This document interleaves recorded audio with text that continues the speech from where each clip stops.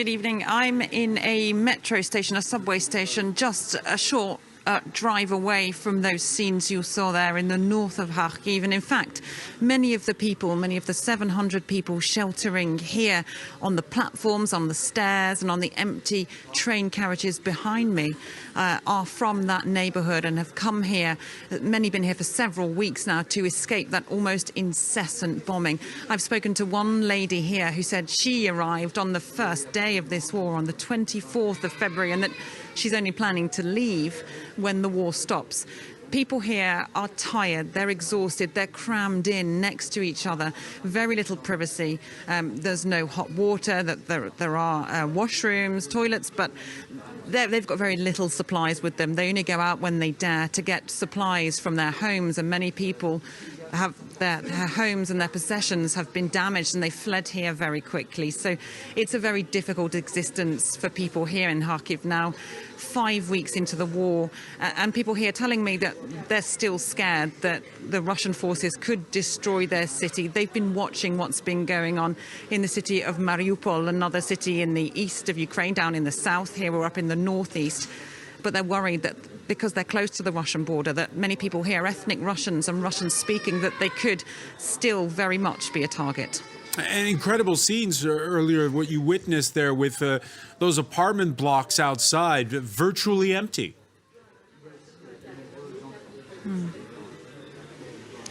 Absolutely. Most people have fled. The local authorities in Kharkiv said that around a third of the population of the city has left altogether. They've gone further west in Ukraine, and many of them have crossed borders as well elsewhere in Europe. And in these northern suburbs and eastern suburbs, which are closest to the front line of fighting, very many people have left their homes. There are only a few people holding out there, reluctant or unable to go. A lot of them, as you saw in our report, are elderly people or people who are alone, who say they have nowhere to go, that they don't want to come and sleep here in the metro. They don't want to leave their belongings and their lives behind. Only those who have survived it will ever truly know the terror of this war.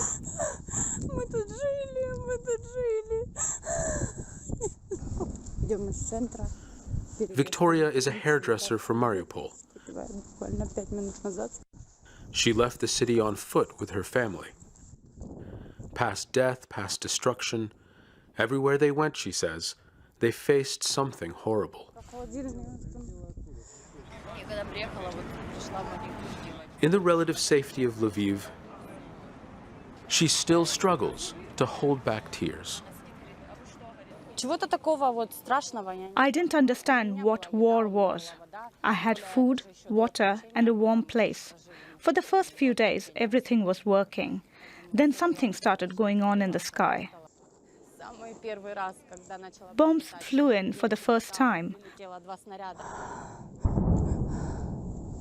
My whole house was shaking. This was so scary.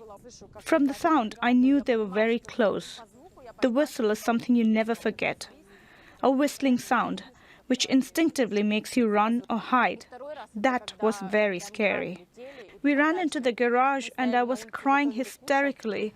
I was praying to God to make death instant. No suffering, no torn limbs. I didn't want to live with that.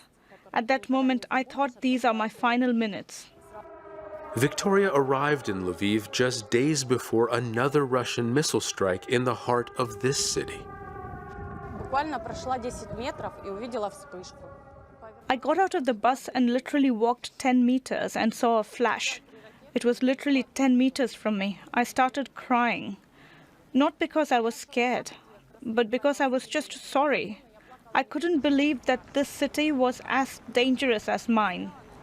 Like so many Ukrainians we've met here, Victoria speaks Russian. She's lived in Mariupol her entire life and says she never felt threatened by anyone until Russia invaded Ukraine. When it all started, I didn't think I could hate so much. I'm a mother. I have 2 children. I take care of my elderly mother. I know how to love. But because of what they've done to us, I know I hate these people who started this so much. And specifically those who came to my land and started raping it. They rape our souls. I dream of meeting one of them and without any weapons tearing them to pieces. Part of me thinks, where is this coming from? But really I fall asleep with the thought of sinking my teeth into their throats and tearing them to pieces. Victoria says she does not recognize herself anymore, angry at the loss of her old life, grieving for a place now bombed out of existence. As we arrive in Mykolaiv, there is panic. A Russian warplane is suspected of being close by. People are told to find immediate shelter. Soon after, the air raid sirens sound the alarm across the city. My hands are shaking. I can't eat, I can't drink, I just want to stay alive. The only thing that keeps me strong is my family. I have a small child. I want him to live under a peaceful sky. I don't want to live in another country. I want to live in my motherland. I am Ukrainian. Mykolaiv is the front line in the southwest, the last stop on the road to the strategic city of Odessa, Ukraine's biggest port. Mykolaiv has seen fighting for weeks, but this is a strike at the heart of governance here. It used to be the civil administration building, but now in times of war, we're told it's also being used by the military. This morning at 08:50, there was a strike on this building. There are fatalities and injuries to people pulled alive from the rubble. They have different levels of injuries. Rescue workers are still looking for survivors inside the building. The attack happened just a couple of hours ago now. The civil administration building severely damaged. Now, Mykolaiv has been fighting back a Russian assault, holding back ground forces for weeks now, but the city has been severely damaged. And there's psychological damage too. Roman Zavgorodny takes us to his flat. He fled to Mykolaiv a few days ago from the Russian-occupied southern city of Kherson, around 60 kilometers from here. I woke up and was making a coffee. I took the kettle. Then the building started to shake. I was confused. I just started to run around the apartment. Then I understood what was happening. So I started to film from my window. I saw the smoke. The moment of impact also caught on a security camera. Mykolaiv has been praised for recently managing to push Russian ground forces back. But this is an ever-changing front line. We're told it had been relatively calm here over the last few days. But as always with war, everything can change in an instant. Yulia Donskova, her children, and her friend are fleeing Russia's war in Ukraine again. The first time they left was after Russian President Vladimir Putin invaded Donbass. This is not our first time to leave. We left in 2014. This time we want to give our children the best, and we don't want to raise them in a republic that is being destroyed. So Yulia hopes to make it to Toronto, Canada, where she heard there's a large Ukrainian diaspora. This time I left my husband. Yulia left her older son, parents, and husband. They're among the more than 4 million Ukrainians that have left since the latest conflict began more than a month ago, often with few belongings or a plan of where to go next. Train stations and abandoned shopping malls have been converted to shelters, and like the women filling them, most are staffed by women. The number of refugees fleeing within Europe is unprecedented since World War II, with the majority heading to Poland. And just like more than 70 years ago, it's once again women who are stepping up to assist. There are a lot of women in this particular munitions factory. The scenes are reminiscent of Europe in World War II, when women replaced men in factories so they could fight. Things are different now, but also similar. In Ukraine, President Volodymyr Zelensky has asked civilians to fight alongside Ukraine's military. And men under 60 must stay in Ukraine to take up arms. So it's women keeping things running inside Ukraine and in countries like Poland where they escape. Women usually work at home with children, and now they are involved. They want to win this war. They are doing what they can, and this is in a woman's nature to help. The conflict in Ukraine is fresh, so data does not yet exist on just how many women are now working in traditional male non-combat roles. But it's estimated to be in the millions. Slava Ukraini! Our men are fighting for us. They are brave. Cool Lawn Farm in Fauquier County, Virginia is home to 2,000 dairy cows who eat and eat and eat.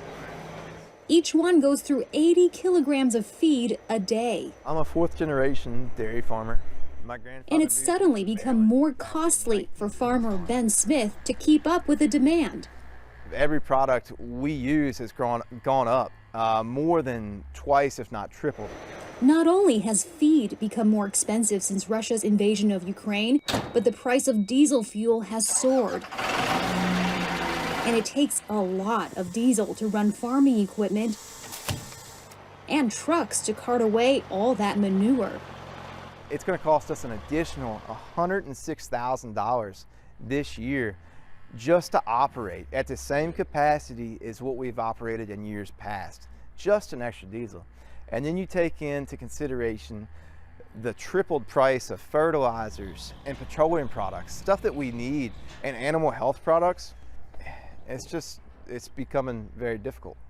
Come on, come on! Dennis Pearson of the nearby Soldier Hill Angus farm is also feeling the pinch. This is going to be a very, very lean year if we make any profit at all. Ukraine exports about 16% of the world's corn. Now, most of that goes to Eastern Europe, but the war's uncertainty has the price of corn going up across the globe.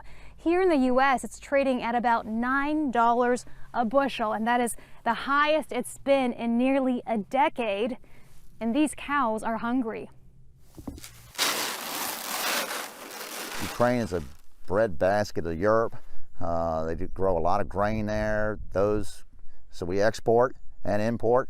So that causes our grain prices that have gone through the roof. All right, want to get a bit more? Yet cattle prices haven't risen to match. This 1,000-kilogram steer was auctioned for $2 a kilo. If you can believe what the economists are telling us, cattle prices are going to rebound here in the very near future.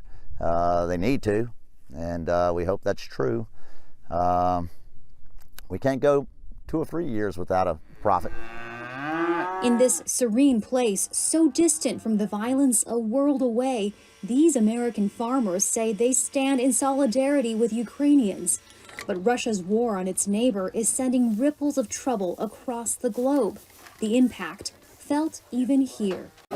At this open-air market in the Senegalese capital, customers warily examine and compare the goods before making a purchase.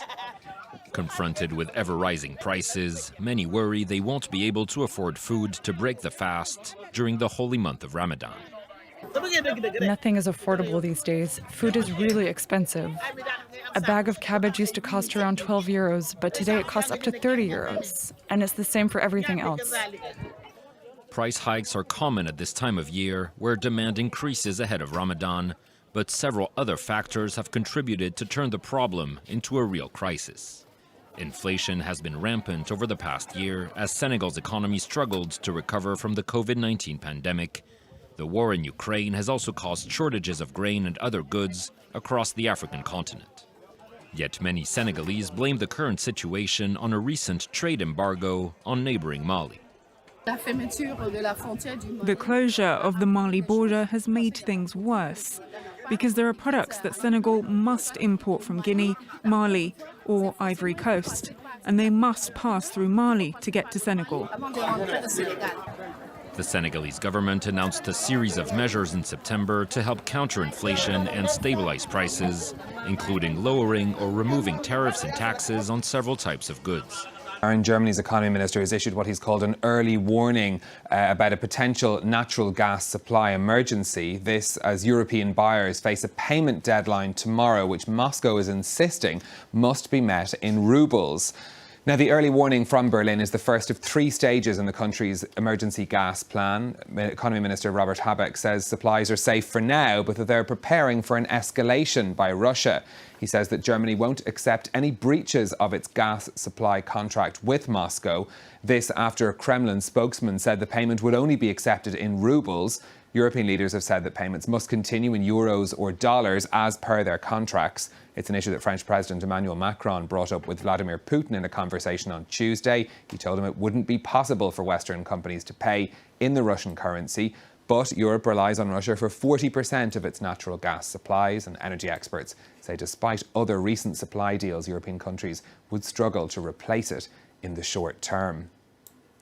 Well, meanwhile, Germany's Council of Economic Experts has slashed its growth forecast to 1.8% for this year and 3.6% for next year. That's significantly lower than the 4.6% expansion that the German Council of Economic Experts had expected last November in their last forecast. The Council also seeing inflation rising as high as 6.1% this year. That would be the highest since the early 1990s. Let's turn next to what's happening on the stock markets. European shares starting the day in the red in Paris and Frankfurt. London starting the day trading flat. Investors are digesting news from Spain also about inflation. The inflation rate hitting a 37-year high of 9.8%. For the latest figures there coming from Spain. That's, of course, adding to inflation worries across the continent of Europe. In Asia, there are many gains on markets today. That's due to optimism over the talks between Russia and Ukraine. The exception there being the Nikkei in Tokyo, which finished the day down 0.8%. Let's take you next to Antwerp, which is a major trading hub for diamonds from Russia.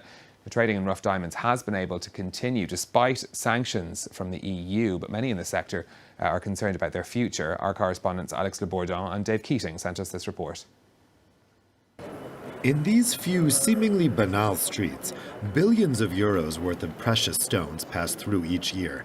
We're in the diamond district of Antwerp, where people have been trying to keep a low profile since the start of the war in Ukraine. Around 95% of all rough diamonds that enter the European Union come here in this street, and about 1/3 of those diamonds are from Russian origin. These imports are still not subject to European sanctions. This researcher works for an NGO, a member of the Kimberley process, which aims to fight against conflict diamonds. Since the invasion of Ukraine, some voices have been raised to investigate the Russian diamond network. In the crosshairs, Alrosa, a mining group more than 30% owned by the Kremlin. There have been reports the past weeks of also more direct links of Alrosa as a company directly contributing to the military and nuclear apparatus of Russia. So these are all matters that need to be looked into in more detail. For the moment, the European Union has only sanctioned the export of cut diamonds to Russia. That's not enough for this activist, who calls for more severity, in particular to remedy the flaws in the Kimberley process. There are limits with the Kimberley process, in particular with regards to its definition, which refers only to the rebel groups. In the case of Russia, we are not dealing with rebel groups who would finance the conflict through the diamond trade, but with government forces. But for this economics professor, formerly close to the diamond industry, sanctions would above all punish the European sector, which already faces strong competition from other countries. This would only be effective when these sanctions would be adopted globally. And as we know, India, Dubai, Israel is not adopting the same sanctions. The impact of the sanctions would be that Europe loses a very important industry to itself. For their part, the United States has imposed sanctions on imports of rough diamonds from Russia, but it's difficult to imagine a total boycott since once cut, it's impossible to know the origin of certain stones. They are a symbol of a country in crisis, social movements representing millions of people in need. On Wednesday, they marched to the center of Buenos Aires and paralyzed Argentina's capital. Pablo Rojas works as a blacksmith. He says he makes around $50 a month, and it's the only job he has been able to find. I'm over 50 years old. Who's going to give me a job? We're like discarded material. Nobody wants us. That's why we come here, so the government does not forget about us. There's entire families outside this ministry in the center of Buenos Aires. Poverty rates have been growing steadily in the past years in Argentina, with an exchange rate crisis and soaring inflation that have had a huge impact on people's purchasing power. And that's why most of the people here are saying that they're going to stay at least for 48 hours until they get a response from the government. These protests happen as the government announced the economy is slowly recovering. Poverty rates are dropping, but inflation continues to be the real challenge. Last month, it was close to 5%. March is expected to be even higher. Monica Zulie is part of an organization negotiating assistance for the poor. She says government programs don't do enough to fight inflation. What we know is that every time inflation goes up, it sends 100,000 people into poverty. And we can see that because salaries aren't high enough to buy food. All workers know this. Now, President Alberto Fernández is trying to relaunch his economic agenda. Argentina is like a big market. What do you need? Lithium? We have it. Gas? We have it. Oil? We have it. Food? We have it. So let's get organized and take advantage of the opportunities. And let's understand that everything the world wants, we can provide. Argentina recently reached an agreement with the International Monetary Fund to restructure at least $45 billion in debt. The goal is to help stabilize the country's economy. But the war in Ukraine and rising commodity prices could complicate the government plans. And that's why people here vow to keep up with the pressure, so the government does not forget they are in desperate need. Stores in Shanghai rammed with shoppers. Residents here are desperately trying to stock up on necessities as the western half of the city enters a 4-day lockdown Friday. Some are still coming to terms with the onset of yet another coronavirus shutdown. It still ended up coming, even though they said they wouldn't lock down the city. We thought it's basically over. Why did we start again? It makes me a bit depressed and puts me in a bad mood because a lot of our plans got cancelled. But there's nothing we can do. As the western half of the city closes, parts of eastern Shanghai opens up again. Residents there have been under lockdown since Monday. Friday was supposed to mark freedom for all of the east, but authorities have announced that residents living in buildings where positive cases have been recorded will have to remain under lockdown for another 10 days, as the government struggles to curb the Omicron-driven outbreak. Testing is being conducted in 2 phases on both sides of the Huangpu River. We will trace the source of infections quickly and at a low cost, and we will try to cut off the chain of transmission by all means possible. Shutting down parts of Shanghai is the latest test for China's zero-COVID policy. The city recorded over 4,500 new infections Thursday. Just 358 of them were symptomatic cases. So we also made very clear that China should, if not support, at least not interfere with our sanctions. We discussed that and also the fact that no European citizen would understand any support to Russia's ability to wage war. Moreover, it would lead to a major reputational damage for China here in Europe. The reputational risks are also driving forces in the exodus of international companies from Russia. The business sector is watching very closely the events and evaluating how countries are positioning themselves. Kaudule Dharmatilaka is worried. The farmer from Polonnaruwa in north-central Sri Lanka says the yield from his paddy field has dropped by nearly half. With debts to pay and costs rising every day, he says farmers are struggling. We have already pawned our tractors, our spraying machines, our wives' jewellery. Even their wedding rings have been pawned. Home rice cookers and sewing machines have all been borrowed against. Dharmatilaka and thousands like him across the country blame President Gotabaya Rajapaksa's decision last year to ban chemical fertilizer, pesticides and weedicides for the lower yields. Officers from the Statistics Department are assessing how much of the harvest has been affected. One agriculture source told Al Jazeera yields have fallen by 40 to 50% because of the fertilizer ban. The president said the measure was aimed at making Sri Lankans healthier and switching to 100% organic agriculture. But it was removed 6 months later after widespread protests. Dharmatilaka says the idea was a good one, but the way it was quickly implemented was wrong. Farmers say they were not consulted about the move and are angry at a short-sighted experiment they say has cost them dearly. We never thought this would happen in Polonnaruwa, which was so self-sufficient. What we want is to chase this government out. Because of this injustice that I came here today. The politicians who ruled from 1977 must take responsibility for this crisis. They are the ones who dragged our country into this situation.